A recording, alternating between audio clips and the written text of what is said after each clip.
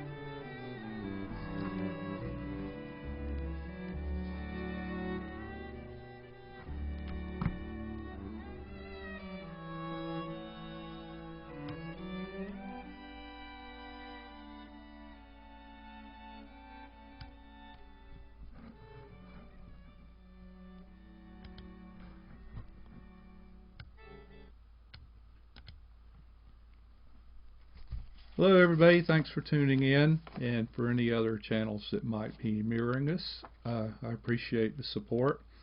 First I want to thank everybody that tuned in last night for Keith McHenry's presentation. I gotta say, we were all in the presence of awesome and optimism. He's an uplifting human being, and it proves that with every word and every action. I mean, what you guys saw is what is the real deal. I mean, that's him.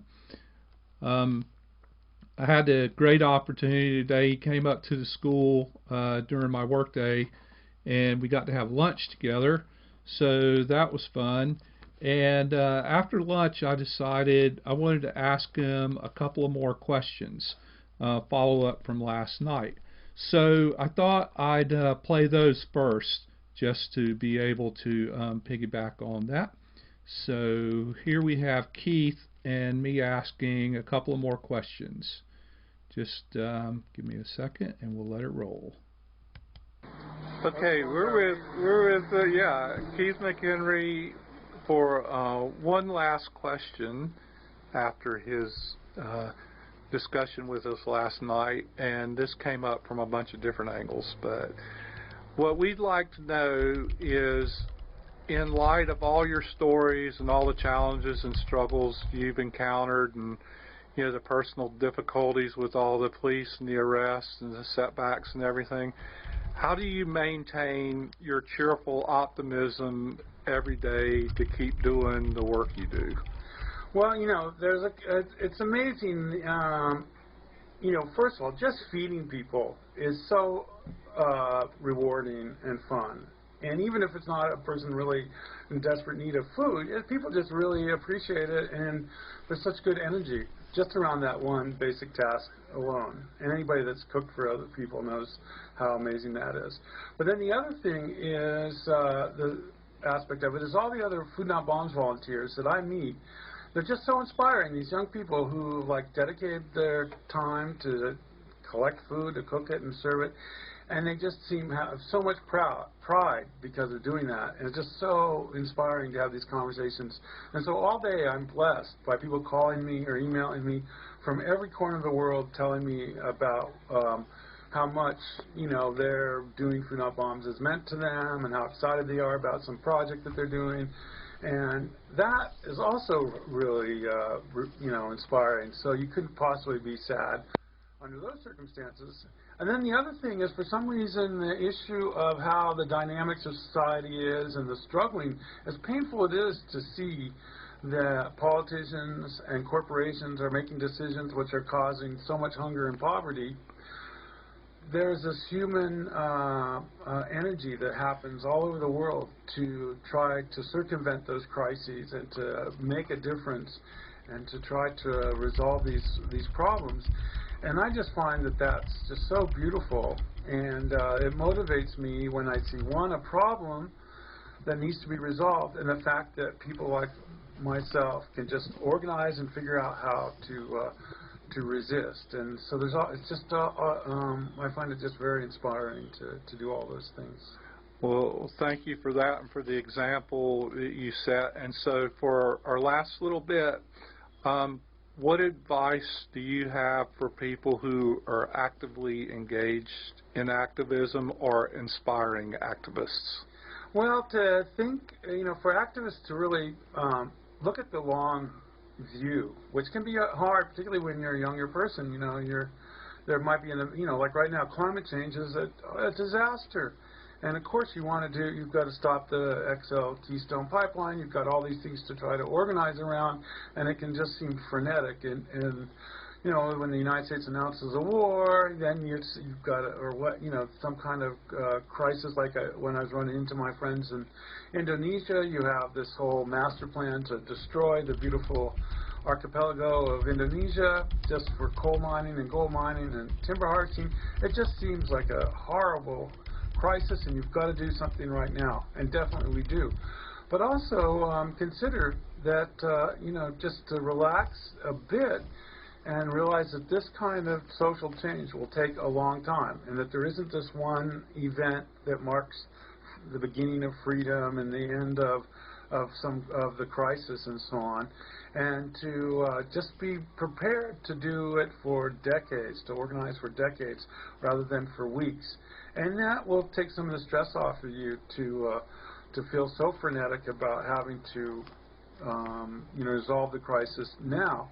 And then the other thing is to figure out what aspect of social change also inspires you in other ways. Like, so I'm an artist, so one of the main things I try to do in my social activism is to figure out every place where I can do paintings and drawings and art to further the cause of Food Not Bombs, so that I'm getting two things: my own personal gratification by doing my art, and at the same time making a difference. So that will help you, if you're a musician or a writer or a gardener or whatever, if you have your passion that's sort of like your hobby or your passion or what you want to do in life, and combine that with social change, it will make it possible for you to keep organizing for 30, 40 years without burning out. Well, thank you for that, and thank you for coming to our little community. We really appreciate it. Yeah, thanks. It's so beautiful here. It's just amazing, and it's really cool to meet all the people here. And like to find the empty bowls is from here and things like that. That's just so cool. I think it's amazing. Thanks a lot. Thanks. So that was Keith McHenry. He is a wise man, and I feel really privileged to be able to have spent some time with him. It's fall here in our mountains, and no matter where I've lived, fall has always been my favorite season. The speed and the noise and the vibrance of the summer soften as the world begins a slow relaxation to the quiet of winter. There's a beautiful melancholy to the days, and I feel like it allows a shift of perspective of time, which allows some space for pause and contemplation. Fall is a reminder of natural cycles, and I really embrace that. The piece I have coming up now is more of a summer poem, but I saw a stray firefly the other day, and I love this poem, so I thought we could stretch it into the fall a little bit and do a celebration of the last fireflies. And the poet's name is Omar Musa.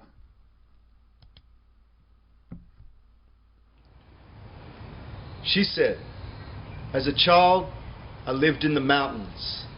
I used to collect fireflies in a jar and use the light to read my books. I said, what a beautiful world it is. She said, now, when I return to the mountains, there are no fireflies left. And I said, what a heartbreaking world it is. So when our heroes grow old and our dreamers go mad, when our songbirds go silent and fires burn on each corner, I live for the little wins. When I hear footsteps in the hallway and I don't know whose they are, whether lover or torturer, ally or assassin, I live for the little wins. When there are hands on ears and tape over mouths, when I no longer know if I prefer to be awake or asleep, the silence of the undertow or the crashing of waves on a reef, when they promise us everything and treat us like nothing, I live for the little wins. Like when you eat a meal and straight afterwards you realize that what you just ate was exactly what you felt like. Like when you find out mangoes are $9 a box. Like when you get a surprise email and it makes your day. Like the first sip of water after a day-long fast, the first line after writer's block. Like when a student who can barely spell her name pens the perfect line. I live for the things I'm ready to die for. I stand for the things for which I'm ready to fall. We all promise that to ourselves sometimes. We, the people, most fragile of all. We, the people who drag nets to the shore hoping to find diamond rings in the guts of fish and pearls in the bellies of dragons. We, the men and women who stand in front of screens that scream at us to lose weight or gain funds. We, the seething mass of darlings and friends, rapists, racists, killers of men, romper stompers, heroes, fashionistas and feminists, protesters who swing their bats at the system hoping the shards fall into mosaics, and lovers who swing for the fences. This poem is for the survivors. It's for the outcasts. It's for the eccentrics who never let coolness whitewash their madness.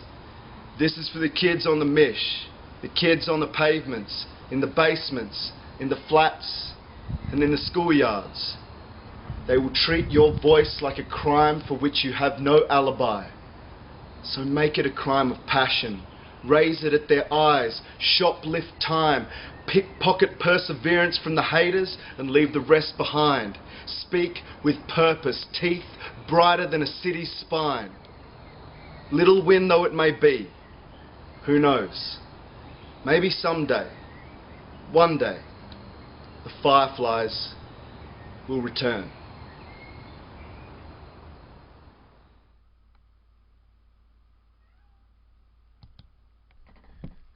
That was Fireflies, and the poet's name was Omar Musa, and I listened to that a lot, and it's just so poignant, and that thing about the little wins matters. At this time of year, I'm reminded about a Japanese artistic aesthetic that I kind of subscribe to. I tend to revisit it every time this time of year. In books, and I read a lot of Chinese poetry and stuff like that. The term that describes it is wabi-sabi, and actually I think it might be trendy out there in the world. I'm not sure because I'm not out in the world. But I've been working around that aesthetic for, I guess, most of my artistic life. And I take its meaning to be the beauty of things imperfect, impermanent, and incomplete. the beauty of things that are modest and humble, the beauty of things unconventional. And fall reminds me of these things everywhere we turn. You know, that slow, relaxed decline in the winter.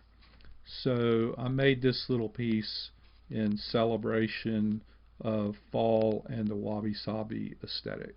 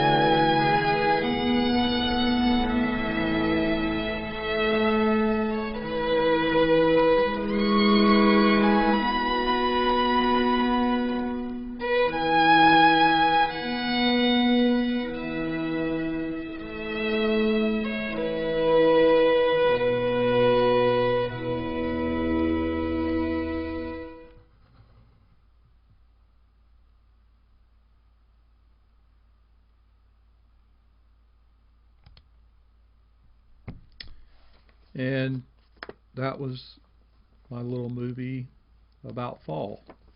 I love fall. I'm glad to be able to share it all with you. Our beauty and our humanity reside in our imperfections. I think we're culturally conditioned to fear and avoid flaws and measure up to preconceived standards. We're constantly divided and categorized, and we're perceived by the powers that be in abstract instead of flawed individuals. I think that makes it easier to desensitize us and control us. I think maybe the way to combat that is to celebrate our individualism and find our commonalities and work together. I'm struck by what Keith said last night about, as things get more difficult, we should all come together and do what we can and not fall behind the power of guns to defend our last potatoes, but to be willing to share them. I think the spells of control held over us, if we can accept our imperfections and be secure in our individuality, and to connect to each other by commonalities instead of highlighting our differences, we might find out that we're more alike than we might imagine. So that's kind of it for tonight's show. And a lot of people are asking, I'd say most of those images in that movie were from around my place this weekend. And the music was a mashup of some sections of Yo-Yo Ma and a couple other cello players that I just found and put together for the background. So thank you guys for your compliments. I mean, we're really fortunate to live in quite a beautiful place here. It's economically challenged, educationally challenged. It's a tough but beautiful part of the country. So for all its flaws, I love it here. So I want to remind everybody to remember WZ in the morning with Honey Voice spinning the tunes for you. And tomorrow at 11 a.m. in the morning after recess, we're going to be premiering a new segment. And I didn't ask her if this was okay to say that, but we're going to call it Ruby Reads. So our dear friend Ruby is going to be reading live excerpts of passages from her dad's books. So that's at 11, right after recess. So I know it's going to be informative and inspiring. And Z and I talked, and we're going to archive those for people who can't see it during the day. So I encourage everybody to tune in for that. And love and hugs to Ruby for being willing to do that. And it's going to be awesome. So, and thanks Z for taking that on to producing it, because my time is spread so thin. So I'm going to take it on out, of course, with the David Byrne tune that you guys see me play a lot, because that's just kind of the mood I'm in. Y'all have a good evening, a good rest of your week. Do the good works whenever you can. And just look back at Keith's interview and, let him be inspiring to you like he was for me. Thank you guys. Love you all. Thank you for tuning in, and we'll take you out with One Fine Day.